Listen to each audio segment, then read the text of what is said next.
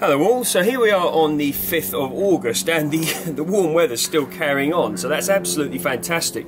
Earlier in the week we had some rain, quite heavy rain, very good, very grateful for that, but could have done with a bit more, but some is better than none, so there we go. So been doing a little bit of tidying here in the polytunnel, want to start thinking about things that I'm going to be getting in next. I'll show you these, look, you may remember I set these a week or so ago in these windowsill propagators here, and I'll just show you there. So I've got kale and spinach in here. I mean, really can feel the warmth in the soil here.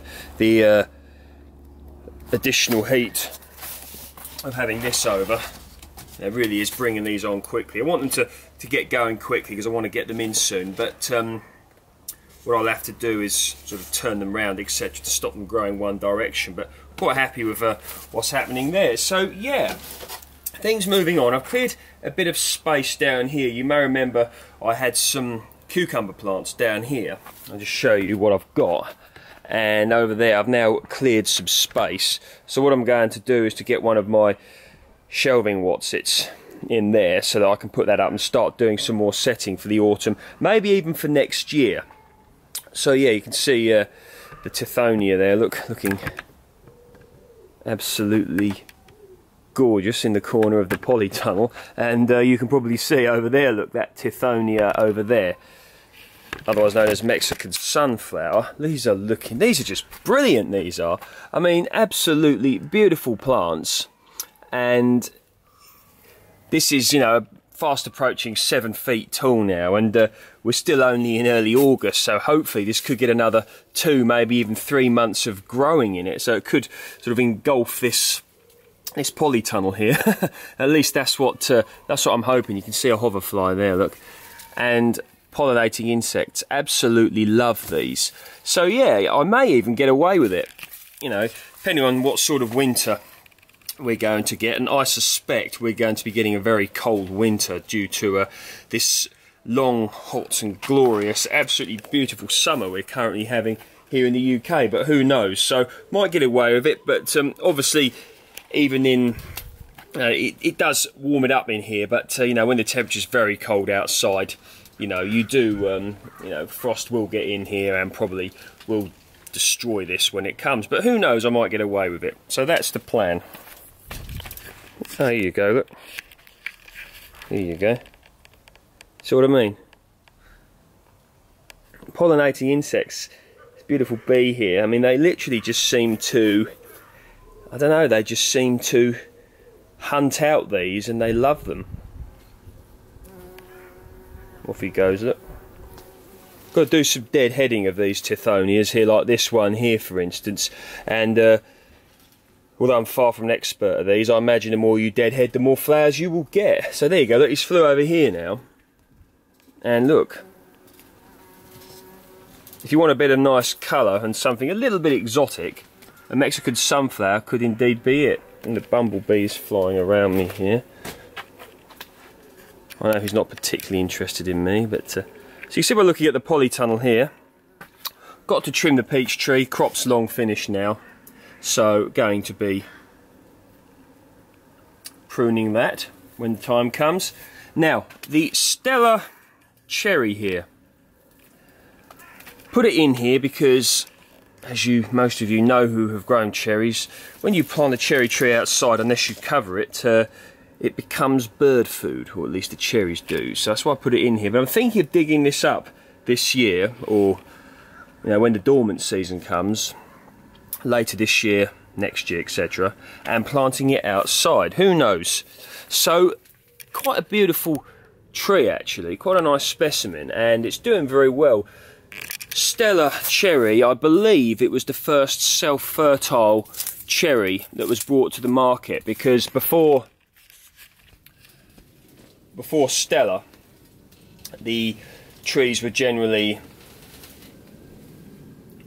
larger and not self-fertile. At least that's what I believe. This variety comes from Canada, and so when Stella was introduced, it enabled dwarf trees, smaller trees, which were easier for picking, self-fertile, so the advantages of that are it can produce fruit on its own pollen, and obviously dwarf cherry trees are commercially much more viable because you don't have to have, you know, huge ladders going up them in order to get the, you know, to get the fruit. So it's a less issue of health and safety, easier to pick, easier for labour. So yeah, certainly a beautiful tree. Many different varieties of self-fertile cherry out there now, but I'm quite happy with how this is, and you can see it's got rather large, so might dig it up and put it outside and find a way to protect it from birds. But that's a up and coming project, so to speak.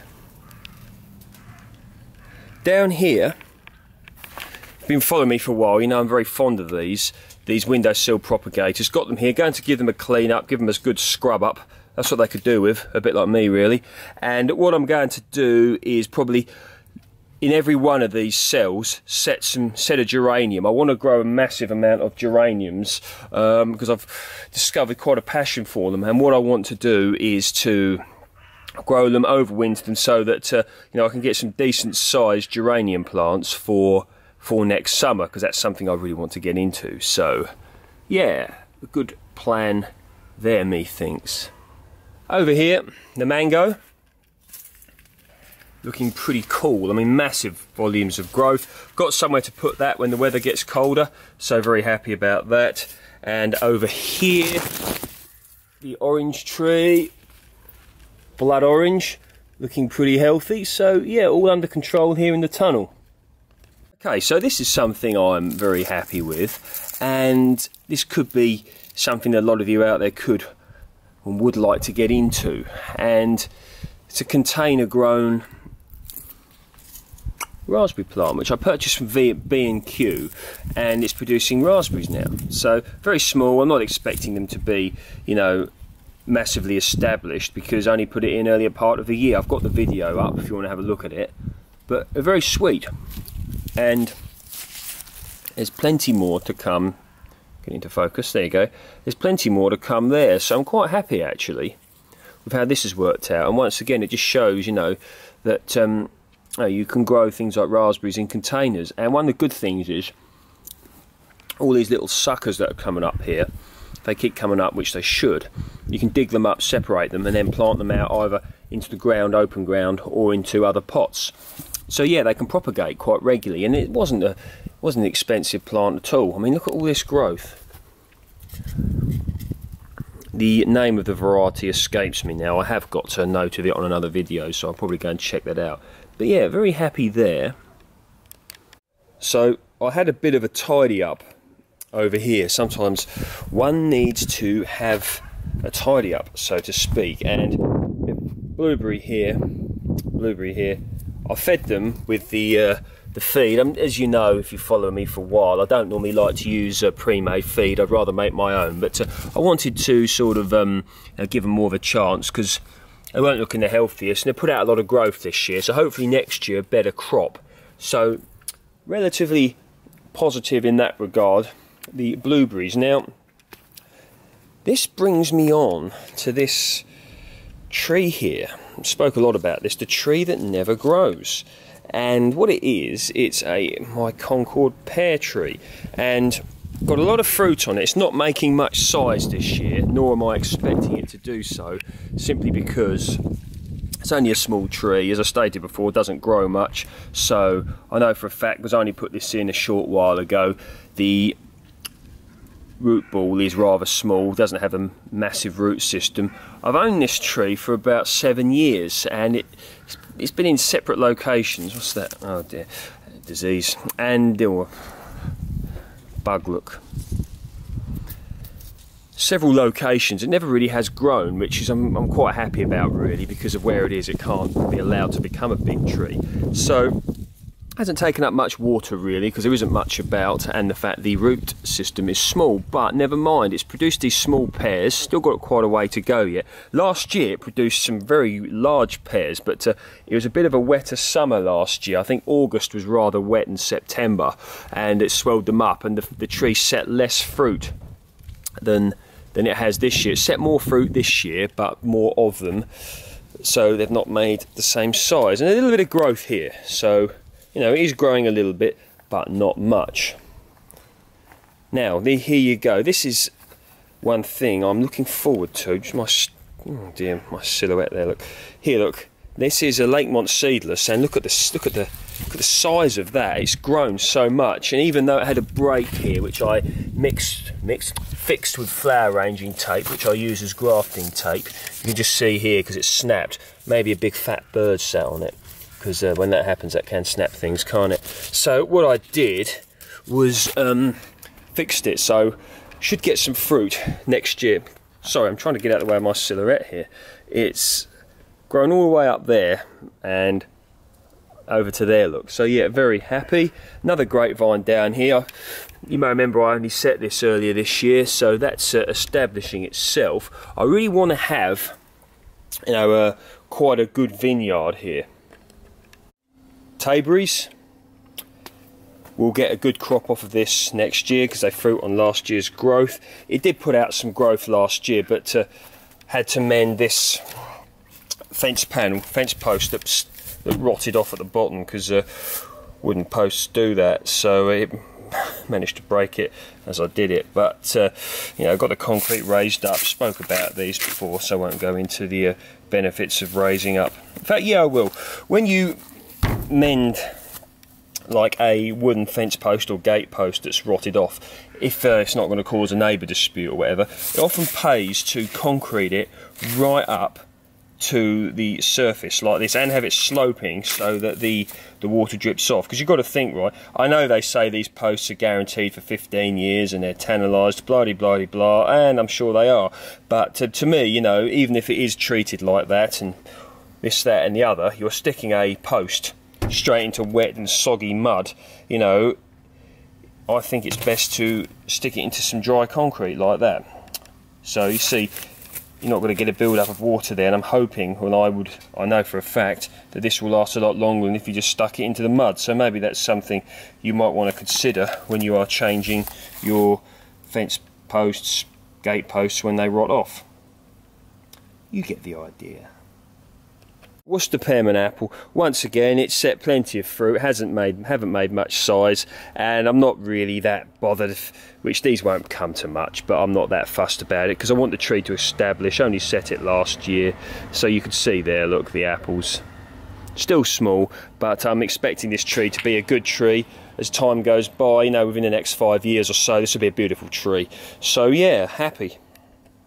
Jubilee plum, this really is interesting, and it's put out masses of growth this year. Stated before, I think this tree is going to be successful, and a large tree indeed.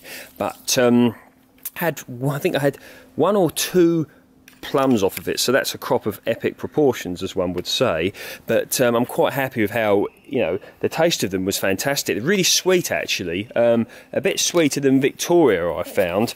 And yeah, so I'm expecting good things from this tree as the years go by. I think it will be a decent sized plum tree, and that's what I want for the spot where it is. So Jubilee plum, yeah, good tree actually. So I had a little bit of a thought, a feeling, whatever, about this patch here, and still getting excellent crops of courgettes. I mean, eating courgettes, you know, every day, have been doing so for the last month, so one of the best things in my opinion to grow, relatively trouble-free, a versatile thing. Got marrows down here as well as courgettes. Just an amazing low maintenance crop really. And now here, as you know, I like to show you things that haven't done as good as they could. And did you know I'm a poet and I didn't know it? Yeah, so anyway, looking at these, right, the runner beans really didn't make anything this year. Part of this was my fault. One reason is because, you know, there was the aphids on there, and I chose in my infinite wisdom to not do anything about them. Great. And also the fact it's so dry, you know, they're not going to make much because they like water, runner beans, they really do. And of course, no, I didn't water them either, I just left them to it, but you know, can't have everything, can we? So what I'm going to do is take all these out, and I'm going to set spinach and Swiss chard in their place, and this will be a passage of spinach and chard, which will be food throughout the colder months. So very, good idea about that. I did think about Chinese cabbage, but I thought, nah, let's stick with what I know gives good crop, and spinach and Swiss chard of that. I would love to put some kale in here, but I can't, because I had kale in here last year, and as you know, if you set brassicas in the same place year after year, you'll get a disease called club root, and that's just I spoke about it before, but what you get is like the roots turn into a little club, and I don't know if it's still... I'm back. It said it got too hot, the camera. So yeah, maybe that's because it was in my hand, who knows. But anyway, yeah, what happens is they turn into a little club like that, and it can't get to a decent size, the root, so therefore the plant gets stunted. So that's caused by growing brassicas in the same place year after year. So don't do it.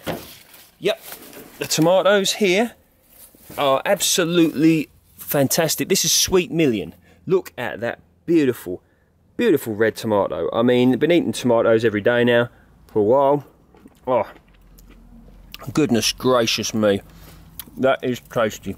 And something about just coming out in your garden or your allotment, whatever, balcony, windowsill, picking your own tomatoes. Such a versatile thing. Eat them like this, have a bit of salad, make some sauces out of them for, I don't know, bolognese, whatever you want to call it. Absolutely great thing to grow tomatoes, and so delicious, especially when they've been out in the sun like this, because it's so warm around here at the moment, and these are currently warm. Beautiful, beautiful tomatoes. I've got Sweet Million here, and I've got Moneymaker as well, and Gardener's Delight. These are Gardener's Delight here, look folks. Probably, if I was going to say my favourite tomato, it would probably have to be these, Gardener's Delight, because that beautiful tangy, crunchy sweetness of them. Oh, I truly love these. This is another thing I've been, in addition to the salads, I spoke about this before, but the winter density lettuce, and it's great. This with the cucumbers I've been getting, and the tomatoes as well. Having salad every day, homegrown salad. All from, I'm trying to get out my silhouette here, all from containers, look. So don't let it stop you if you don't have a big garden, if you just got a little bit of space. I mean, imagine if you just had a porchway somewhere small. You just grow some of this. The beetroot as well. These were late sowings actually, probably a bit later than what would have been ideal, but it didn't actually matter because the weather's been so amazing here, and they're establishing well. Over here, got some more setting to do at the end of the year, cutting from a Lakemont seedless again, so that'll be going in the ground or a pot somewhere. Berry bush here, another berry bush here, all from cuttings. More grapes, another berry bush. So these, I'll be planting another grape here. I'll be planting these out someplace in the dormant season. Lovely healthy leaves, aren't they? So yeah, as I walk around here, I see things that give me ideas. I see things that I want to do, and I really would like to buy another peach tree actually, but it's just where to put it. So I'm going to be doing a lot of designing and thought over the dormant season when it comes to winter period, and just to go from strength to strength. And my project, as you know, is to eat something that I've grown myself every day, at least in one meal, ideally two. So I don't know if any of you out there have made your own. Look at that papaya, look. And there.